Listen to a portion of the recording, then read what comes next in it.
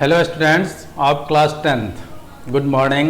Today we will learn chapter 1 in science. Our first chapter is food and human health.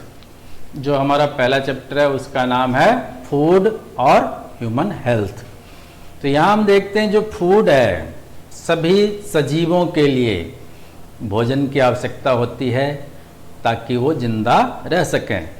तो इस प्रकार हम भी सजीव में आते हैं तो हमें भी भोजन की आवश्यकता होती है। अब देखते हैं हम विभिन्न प्रकार के सामग्रियों को भोजन में लेते हैं। जैसे आप चावल भी खाते हैं, रोटी भी खाते हैं, दाल भी खाते हैं, सब्जियां भी खाते हैं। सब्जियों में भी अलग अलग प्रकार की सब्जियां खाते हैं। इसमें आप देखते हैं कि जो घी है, तेल है, ये सब चीज़ भी हम लेते हैं। कभी कभार जैसे मिठाइयाँ खाते हैं, दूध दही भी खाते हैं, तो ये क्या कहलाएंगे? इंग्रेडिएंट, या इसी को हम कह सकते हैं न्यूट्रिएंट। तो जो ये अलग अलग प्रकार है इसमें आप देखते हैं कि रोटी चावल, इसमें क्या पाया जाता है? कार्बोहाइड्रेट। इसके अलावा जो दालें हैं इसमें प्रोटीन, जो अपने दाल है, बटर होता है इस सब में, या एग होते हैं इस सब में प्रोटीन पाया जाता है। इसके बाद में आप देखते हैं जो अपने घी है, तेल है, इसमें फैट्स पाए जाते हैं। जो फैट्स है ये जानते होंगे आप कि जैसे मोटापा का कारण होता है। फैट्स को पचा पाना जल्दी मुश्किल होता है। इसके साथ में हम देखते हैं कि जो मिनरल्स होता है, वाटर होते हैं, विटामिन्स होते हैं, ये भी हमें आवश्यक होते हैं। तो जो हम भोजन ले रहे हैं उसमें कौन कौन से न्यूट्रिएंट्स पाए जाते हैं? तो हम क्या कहेंगे? न्यूट्रिएंट्स में अपने पास आ जाएगा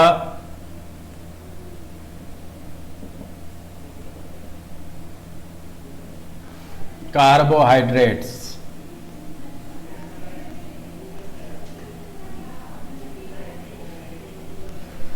fats,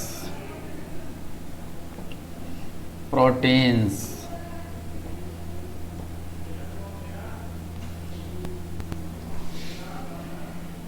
vitamins, water, minerals.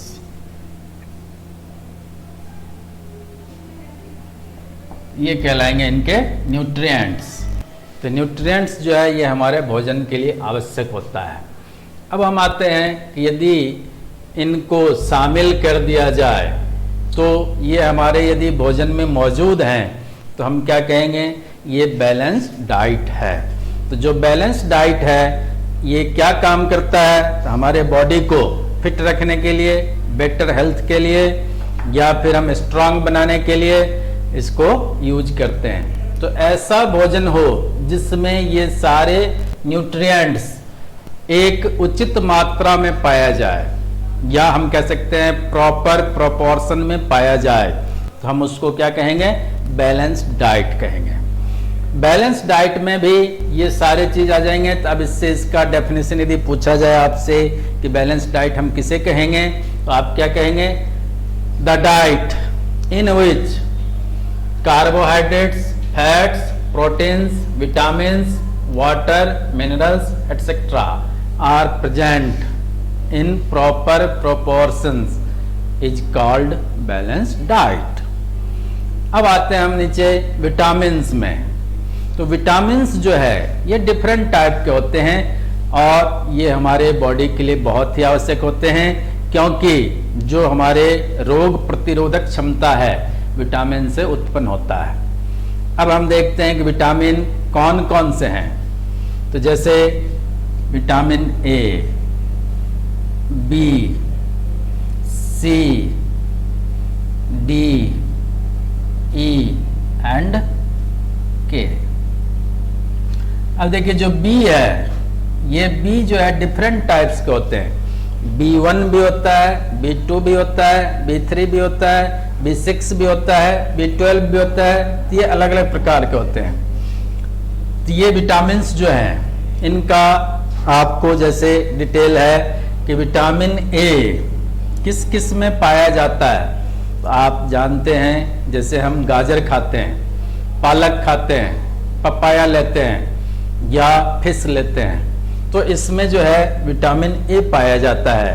Vitamin A की कमी से रोग भी होता है। तो due to deficiency of vitamin, जो डिजीज हैं वो विटामिन ए के कारण नाइट ब्लाइंडनेस नामक रोग होता है। तो इसके बारे में मैं आपको लिख रहा हूं।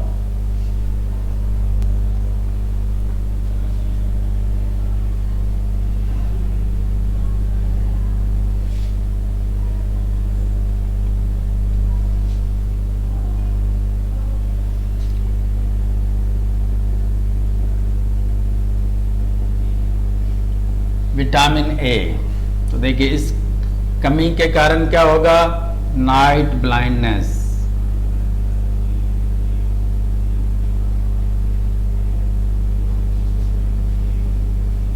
जिसमें हम देखते हैं शाम होने के बाद लोगों को यदि दिखाई देना बंद हो रहा है, इसका मतलब क्या हो गया, नाइट ब्लाइंडनेस है। उसको किस में पाया जाएगा, तो जो गाजर है, पपाया है, पालक है, ये शाकाहारी हैं। और यदि कोई मांसाहारी है तो उसमें जैसे फिश, मछलियों में पाया जाता है।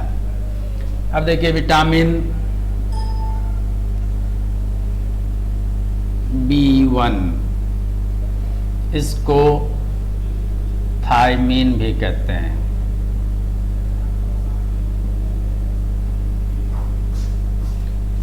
इसकी कमी से बेरी बेरी नामक रोग होता है।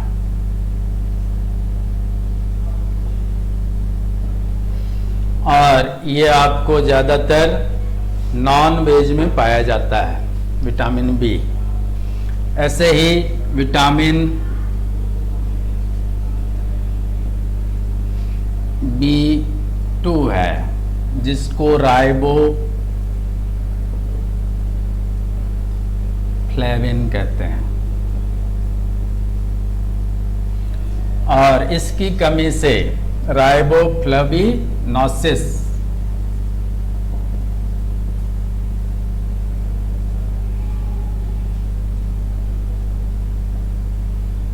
ये रोग बन जाता है।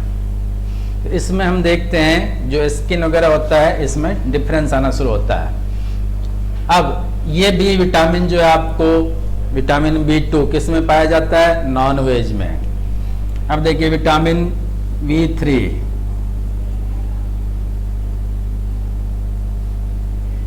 और इसको कहते हैं नियासिन।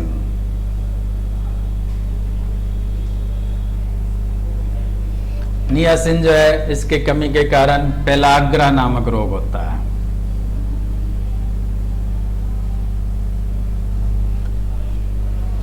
ये भी आपको नॉन वेज में पाया जाएगा। अब आता है विटामिन सी।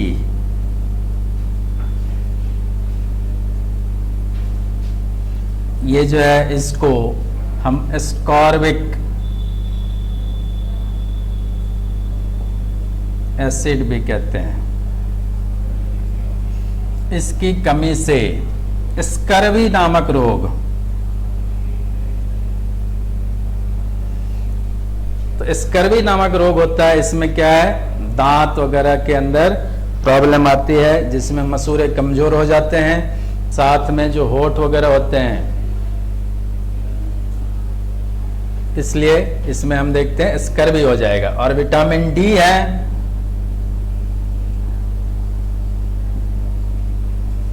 तो इसके कैल्सीफेरॉल कहते हैं। और इसकी कमी से रिकेट्स नामक रोग हो जाता है। तो अब देखिए स्कर्वी, जो विटामिन सी है, इसकी पूर्ति करने के लिए हमें आंवला, नींबू, संतरा, इस सब का उपयोग करना चाहिए। विटामिन डी है, इसकी कमी से रिकेट्स हो जाता है, इसमें हड्डियां कमजोर होने लगती है। और जो अपने पैरों की हड्डियां हैं, ये मुड़ने लगती है धनुष के आकार की तरह। अब कहा कि ये कैल्सीफेरॉल किस में पाया जाएगा, एक तो कैल्शियम में, दूसरा जो अपना सन है। तो सन यानी धूप में आप बैठते हैं तो इसकी पूर्ति हो सकती है। इसके आगे हम नेक्स्ट वीडियो में पढ़ रहे हैं।